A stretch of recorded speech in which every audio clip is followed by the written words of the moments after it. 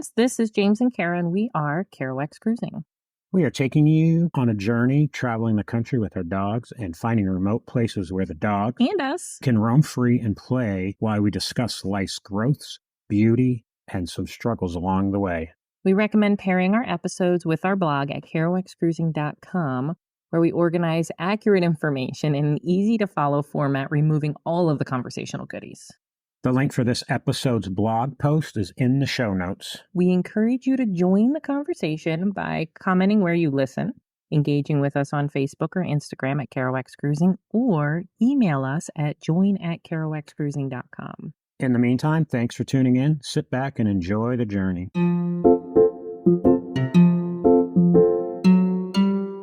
Good morning. Hi, guys. Welcome to Kerouac Cruising. We had an exciting day today. We had checked out a waterfall in between Trestle Creek and Lightning Creek. We've talked about extensively in Idaho, the Panhandle, in between Sandpoint and Clark Fork. So we talked about this waterfall in our last episode, and we didn't get to really go explore it. We visited it. It was Labor Day weekend. There was people around. We like to go, of course, check out places where we have it all to ourselves. And we had the dogs. So we came back. Actually, we were planning on bringing the dogs, but then at the last second, we invited our son-in-law, daughter-in-law, Ryan and Deidre, to come join us on our adventure today. And this place was even more magical than we thought it was. So we both just kind of ran in really quick when we went last weekend or 2 weeks ago, whatever it was, to check it out. I just barely glanced at it, thought it was cool, and definitely had to come back. So we did today, explored around a little bit more, and it's so funny because we talked about we've got this new GoPro, we're so excited to use it, and so I brought that with us, planning on videoing the waterfalls and all that. Well, we realized that there's an even bigger, better waterfall off to the right-hand side. We find the waterfall, and it's like we all just dropped everything and run over to this other waterfall, so didn't unfortunately bring the GoPro. Everybody had phones on them, so some pictures were taken at the waterfall. No video, unfortunately, but man. And this spot is just so many waterfalls as you really investigate it. And what's cool about the waterfalls in the area is the pools of water near the waterfalls. So really for, I guess you would call it snow runoff, and we're in September. Water is freezing. Today it was at home was like 90 degrees, but up there it was 83 when we got there. And you wouldn't think there'd be this much water, and you definitely wouldn't think the pools of water would be literally the one spot was up to my shoulders and standing in the water. Crystal clear. Crystal clear, like see all the way to the rock. Looks like you can drink it. Yeah. It was so beautiful. Yeah. And the waterfalls are just epic. And as we walked up, we just kept finding different pools of deep water to be able to go swimming in. Yeah. So it's a great spot. I am sure the springtime, you couldn't even go in the water there because it's in between two canyon walls that are some places mountains 20, steep 30 as hell. feet, Yeah. and then other places 50 feet. And in the spring and the snow melt, it's got to be gushing through there at unbelievable speeds that you wouldn't even be able to swim. Yeah. But this time of year, and we regret not finding this place soon. Yeah. Because we've driven past the little road that goes to it a bunch of times. It just looks like a spot where you would pull off and there would be a campsite beyond the tree. Yeah, and we just never went and investigated it. We found our spot on Lightning Creek. And we kept going back to but we totally missed this spot. You got to go on our website. You got to go on the blog. You got to see the circle that you could take around Lightning Creek and Trestle Creek. And Kara has this waterfall marked because there's no sign or anything. There's no signage. No idea. It does have a name, and if you go on Google Maps, you can actually see it's called Char Falls, Char Falls. How I found out about it was a friend that I've been working with. I call him my construction friend, Jed. A great guy, really. I enjoyed working with him and talking with him, but he's the one, he's like, hey, I go camping on Lightning Creek with my kids, and there's a really cool waterfall. I was like, where? And he explained to me where it was, and we found it right away, and it just blew me away how cool it was. We knew when we went there Labor Day weekend, there's so many people there. So we're here on a Monday. We showed up in the afternoon. I don't think we got there till 2. and not a soul around. We stayed till 4:30. No, 2.5 hours, nobody there. I went all the way in. I jumped right in. It's cold. It's cold water. Like it feels like, so you want to be careful. So getting down to the water and getting down to the falls is really tricky because there's lots of big boulders and not everything is stuck. So you always want to test your footing before you keep on walking.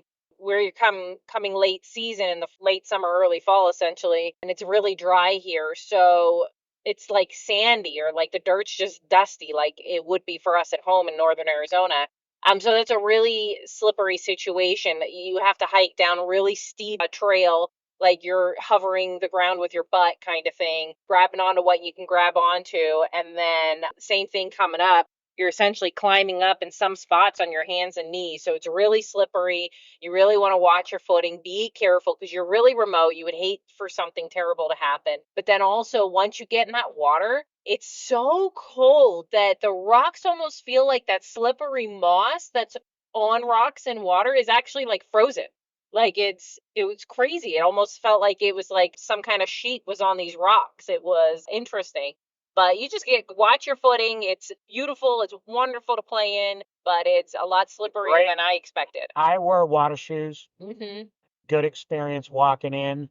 My son and his wife, they didn't have water shoes. They took off their shoes barefoot, and they really had trouble getting in and walking around because you got sharp rocks, round rocks, slippery rocks. So I really, if you're going to check out this spot, which I think anybody that should, if you're in the area, northern Idaho in the Panhandle, should be checking out this spot. Yeah. Really, you need water shoes. So I just got these new Earth Runner sandals. They're hiking sandals. They're meant to be able to go, from water to dry land and still be able to continue hiking without losing traction. And these were great. My feet didn't slip around on them at all. So if you're in the market for a dry land, waterland hiking shoe, they're not a boot, it's a sandal, but they kept my feet on the bed of the shoe. I had no issues at all. I didn't feel like the rocks were any slipperier than they would have been in any other shoe. My hiking experience was great today. I was very confident in my footing. So if you're in the market for something, but it was a magical place. Is as amazing as I had hoped it would be. It was a really wonderful, and I'm really glad we got to share it with Ryan and Deidre. It's not often that we get to give them a new experience in this area. A lot of the places we've learned from them. So that was pretty special to be able to share that with them. I think they were wowed by it because, this was the first spot that we've brought to them. Every other spot we've kind of got from them, basically. Yeah. So this was a cool spot that it's just came up in conversation with me and Jed, and Jed didn't even realize how great of a spot it was going to be for us, but it was just an awesome waterfall experience. A beautiful spot. So you guys check it out if you're in the area. We are definitely going to post pictures on our blog. I did shoot some videos. Fingers crossed we can go ahead and start doing some GoPro YouTube. Another way to experience our journeys with us, especially since we're about to embark on our big trip. Heading home. Taking all of the detours on the way. But we love you guys. Thanks for listening. If you have any questions about this spot or any other spot, always feel free to reach out to us. We love you. Join the conversation. Go on the website. Check out the blog. Love you. Thank you. Bye.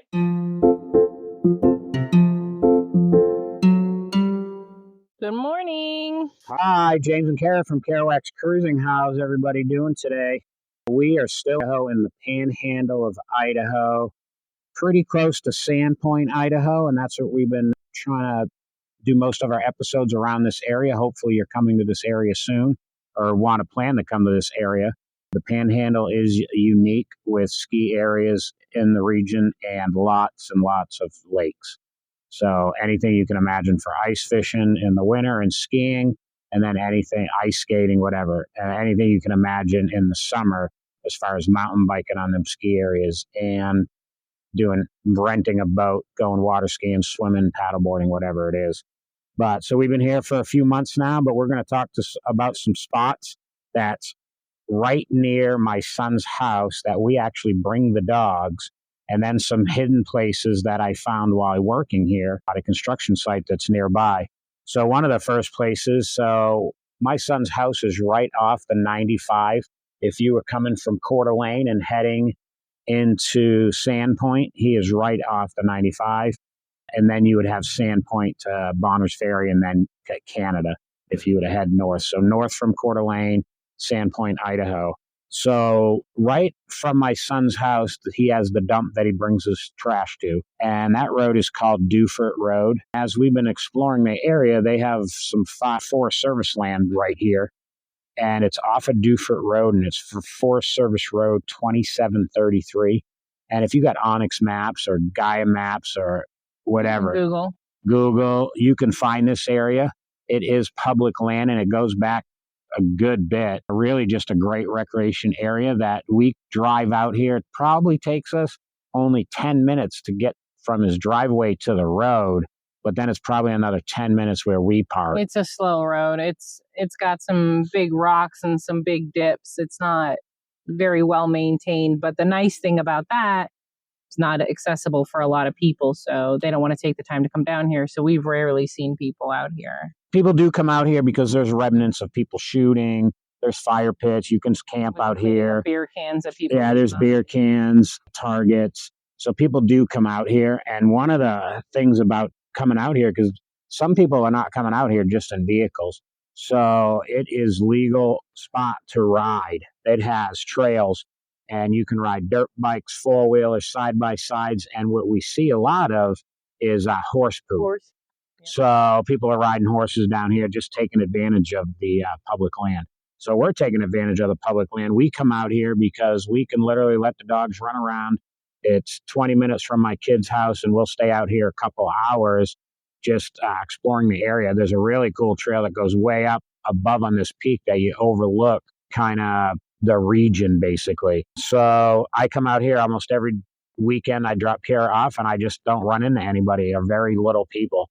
The dogs get to enjoy quiet. I bring a book, sit out here. So if you're in this area, this is a great spot that you can come if you're traveling with dogs or you're just visiting this area looking for a place to camp or just a day spot just to hang out. It doesn't have a swimming hole or nothing, but it is very quiet. I guess it doesn't have any ponds, but the rain has a tendency to take a long time to dissipate. Evaporate. So there's usually mud puddles. When we started coming here in the spring, there was lots of deep mud puddles. The dogs were finding places to play in. So don't expect, most of the year for them to be completely dry. So that's the spot we wanted to bring you close to where we're staying. Another spot, same probably distance to get to the road, and it's in Sagal. So this spot here we're talking about is in Cocolala, Idaho. This next spot is in actually Sagal, Idaho, right outside of Sandpoint. Sandpoint's the city where a lot of stuff goes on. We're going to do an episode about Sandpoint and the surrounding area as far as businesses and stuff like that. So Gold Mountain, you're going to come into Sagal. There's a Conoco there. It's to the east of the 95. It's the east. So the first spot was to the west. This is going to be to the east. And you're going to go out, and the only thing between 95 and taking the east route, you literally stop at Lake Pend Oreille. So the lake's so huge, it kind of takes over. So it's just a small portion of land, but it's all mountains. And one of the mountain peaks is called Gold Mountain, and it's off of Sagal Road. You drive down Sagal Road probably about 6 or 7 miles, and it's called Sky Meadow, and it's going to be on the left. And it's on an S corner. And like always, the best thing that you can do before you go explore these areas, check out our webpage and our blog. Kara does a really good job pinning the spots that we're talking about and that we're visiting. So you drive out there and you first get out to Sky Meadow Road. It turns into Fire Service Road 2642. And the first 2 miles, like we talked about when we went on to Trestle Creek, that was 4 miles before you actually came in the National Forest. This is going to be 2 miles in of private drive. And you'll see a similar sign we see over at Trestle Creek. It says the next 2 miles private road. So that means the people that live there are taking care of that road. So don't do burnouts. Yeah, don't be an asshole. If you're driving on that road, really don't drive too fast up dust. Yeah, really just be mindful. And there's one house that has speed bumps in front of it, and they got kid play. So just keep that in mind. But this is a great day trip. This is literally, you're going to start this road and you're going to climb an elevation a couple thousand feet, and you're going to climb up to the top of Gold Mountain. There is a bench that you can hike to, but from driving up there, there's a lot of great pull-offs and great spots that you overlook Lake Pend Oreille. Lake Pend Oreille, and you really see how massive it is. You see the islands. You just see how big this lake is. This lake is huge. Yeah, it's massive. And you get a really good look at the lake, and it's really, there is nobody up there. The day we went up there with the dogs, we ran into one person on a side-by-side, and it is like Dufort Road as you can ride. So they got dirt bike riding, four-wheeler, side-by-side. All kinds of off-trails. Off-trails for off-road vehicles, mountain biking, and horseback riding. All of that is permitted up there. The signs even say it, and it is just surreal when you're up there.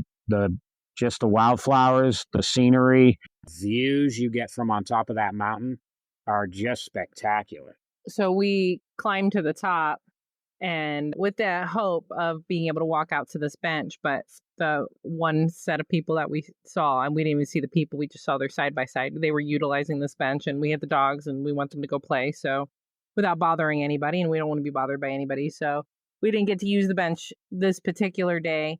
But on the way back, it was sunset, and seeing the sky change in all these beautiful pinks and purples over Lake Pend Oreille, it was breathtaking. It was a really beautiful ride. Of course, while you're driving through already beautiful forest, it was special. It's a really beautiful area. We did not see any wildlife per se. We're so bad at seeing wildlife. We did see rabbit and stuff like that, but we didn't see any massive moose or elk or deer, which we're hoping to come across one of these places that we see all those. So we're sitting at the first spot we just talked about, Dufort, right now as we're recording this episode. And we mentioned in our last episode with Trestle Creek that we just got our GoPro. So this is our testing out the GoPro. We got Normie running around. He was a little shy at first. I don't think he liked the harness being attached to him. So we'll see how this turns out. I'll go ahead and post whatever we get because it's just fun. But hopefully, if we can't find an animal, Norman will find something exciting while he's running around in the woods, and you guys will get to catch one that way. And we should tell you, we're doing GoPro, so we can do YouTube videos. Yes. Not just on Norman, but we'll put it on the car when we're driving up some of these cool roads. So you guys can be immersed in our experiences with us. Yeah, because this road what are you doing going back? up to Gold Mountain is unbelievable. No way. So you definitely, if you got a day and you just want to cruise and you're in the Panhandle, great road to cruise. You're just cruising up a road and checking out the views. Sunset, sunrise. Now, we went kind of in the late day. Yep. So if we would have stuck around, maybe we've seen some wildlife. But if you go up there first thing in the morning, I bet you see wildlife all over. Oh, yeah. We see deer every day, turkey every day. We just, on this particular road at this particular day, we did not see that stuff. So that's it for Gold Mountain. Gold Mountain is, again, a place that you can camp for free. So Dufort Road, Fire Service Road 2733, and Fire Service Road on Sagal Road 2648, both dispersed camping, both ATV, dirt bike, and horseback riding.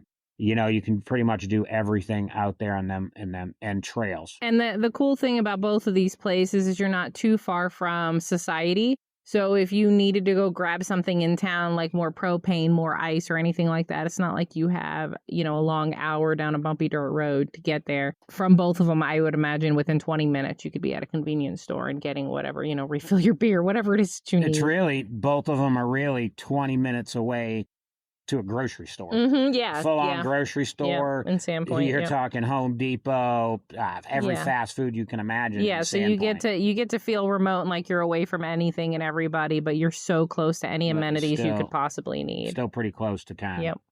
So them are two great spots that we've really grown to love. Pretty close to my son's house. We don't think they're tourist destinations, but this area is a tourist destination. Yeah. Sandpoint is definitely upcoming tourist. So we'll talk more about the town when we get to that episode.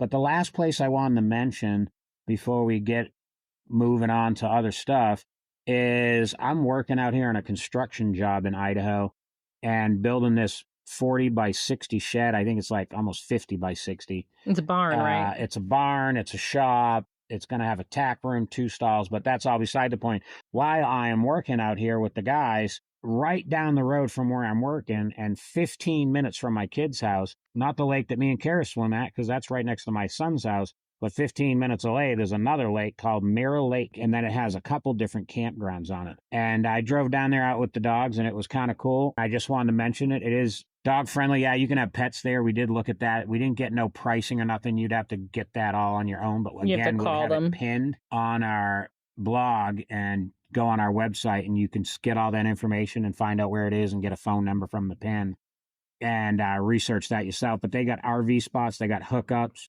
and then they have tent sites. But one of the things I thought was cool that they had is in the lake, they had a dock out there with a slide and a diving board.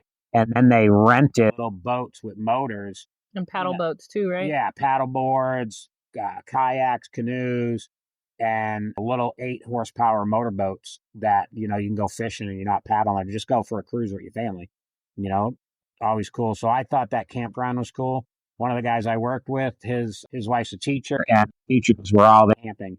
And she had stopped in at the job site, and I didn't even know it was there. And so then I drove down there, check it out after work, and figured that it should be mentioned. Another thing they have there besides this Mirror Lake campground is they have a Hipcamp there. And me and Carrie used to be Hipcamp hosts at our property in Arizona. So we definitely support Hipcamp. We think Hipcamp's great in our area. The county's kind of squashing the idea, but hopefully going forward, some of the people out by us get to open back up their Hipcamp. Yeah, we're big Hipcamp proponents. The cool thing about Hipcamp is if you're unfamiliar with it, it's Airbnb for campsites. So people are renting out space on their personal property to allow you to camp on. And so they offer various amenities. Each one's different, very individual to that person and property. But it gives you that local touch rather than, a commercial campground. Yeah, a commercial campground, you just have employees doing the employee thing.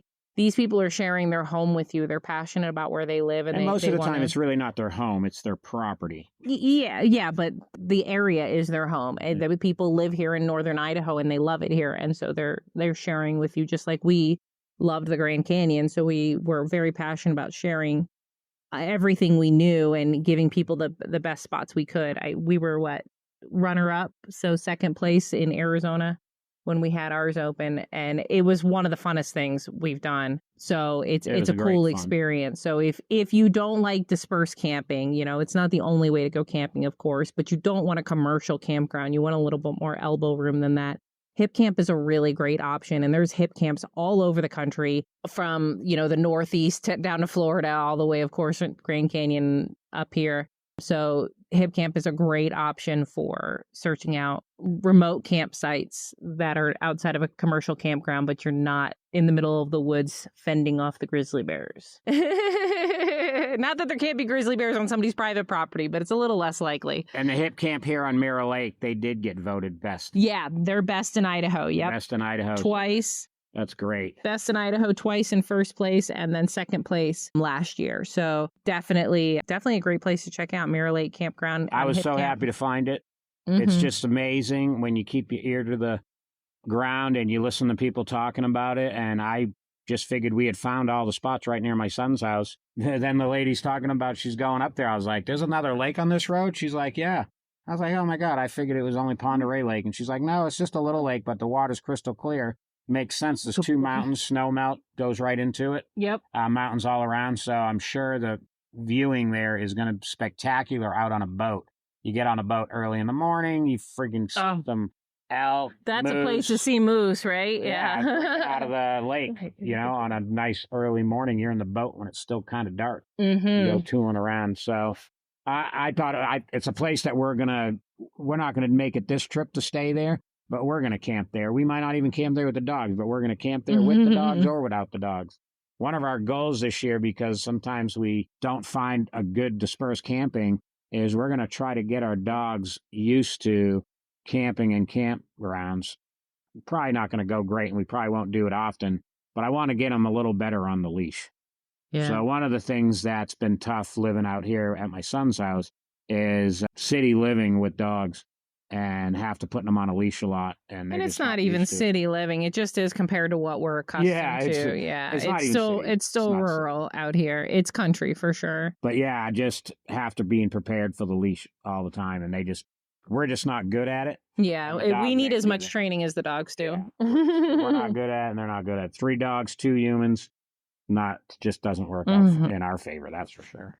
Yeah. So that's it. That's the spots around us. I hope you check them out if you're ever in this area, or if you just want to make a planned trip to Sandpoint. We are going to have another episode on Sandpoint, and we're going to talk about the business surrounding Sandpoint, in Sandpoint, some of the restaurants we found. Love food, you guys. That was great. Just so you know, our side hustle is foodie. Like, if you've got a restaurant you want us to taste across the country, let us know, because it's our favorite thing to do, especially if you have chicken wings and or pizza. So we're Burgers, tacos, anything really. Go ahead. Sorry. We're going to bring you those businesses, because Sandpoint even has a beach and stuff. So Sandpoint's a great destination. And they got the ski area right in town. So we're going to talk about those businesses, what's there to do here in the summer, and what's there to do here in the winter. Yep. And bring you some events, because they got a lot of cool events that happen. Yeah, they do. Absolutely. Yeah. This is a very happening town. They got lots of stuff going on to keep you wanting to be here. So that's it for now. That's our spots that we bring our dogs and go camping, and have a future campground that we're going to check out at our beloved Hipcamp. Thanks for listening. Please join us and join the conversation. Thank you. Love you. Bye.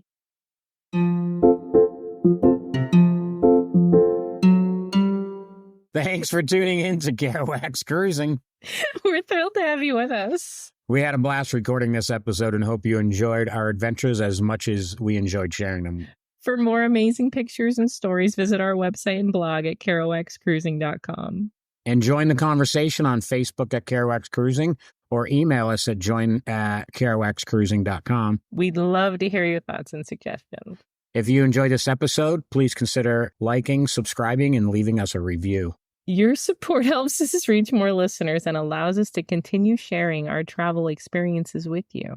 It's a generous favor that means the world to us. Thank you so much for listening to Kerouac's Cruising. Until next time, happy travels.